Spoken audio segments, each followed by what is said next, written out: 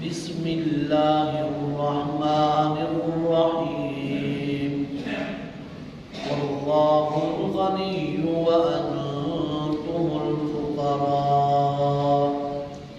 وإن تتولوا يستبدل قوما غيركم ثم لا يكونوا أمثالكم.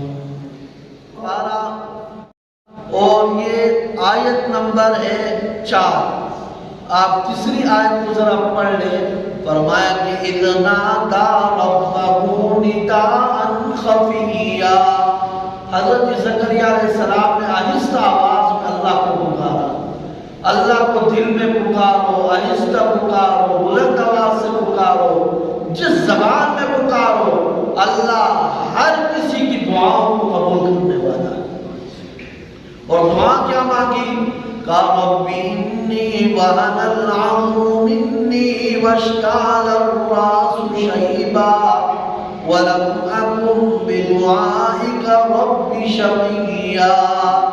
اللہ میری ہڈیاں کمزور ہو گئی ہیں، اللہ سر کے بال بھی سفید ہو گئے ہیں، بڑھاپا آ چکا ہے، ابھی تک میری نرینہ اولاد نہیں ہے. اللہ مجھے بیٹے کی ضرورت ہے. دیکھیے پیغمبر ہے اور اولاد مانگ رہے ہیں. کس سے مانگ رہے ہیں؟ اللہ رب العزت کی ذات سے. اللہ کے محتاج ہے. اللہ رب العزت نے کیا کر دیا؟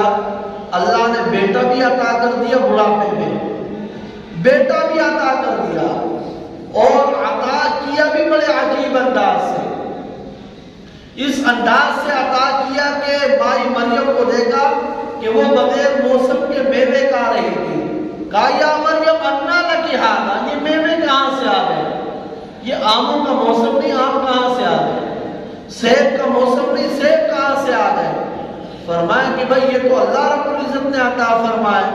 حضرت زکریا علیہ السلام نے وحی سے اللہ رب العزت کو پکارنا شروع کیا. اللہ جب تم مریم کو بغیر موسم کے میوے دے سکتا ہے تو موسم تو میرا بھی نہیں ہے، بڑھاپا ہے، ہڈیاں کمزور ہے، سر کے بال سفید ہے.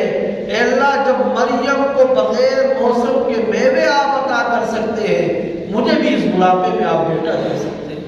اللہ نے بیٹا عطا فرمایا. تو دیکھیے نبی ہے اور بیٹا مانگنے میں کس کا محتاج ہے؟ اللہ رب العزت کے. ہر کوئی اللہ کا محتاج، اور نبی ہے بیٹا اللہ سے مانگ رہا ہے. یہ بھی نہیں کیا حضرت زکریا نے کہ پچھلے کسی اور پیغمبر کو پکارا، حضرت آدم کو بھی نہیں پکارا، حضرت نوح کو بھی نہیں پکارا.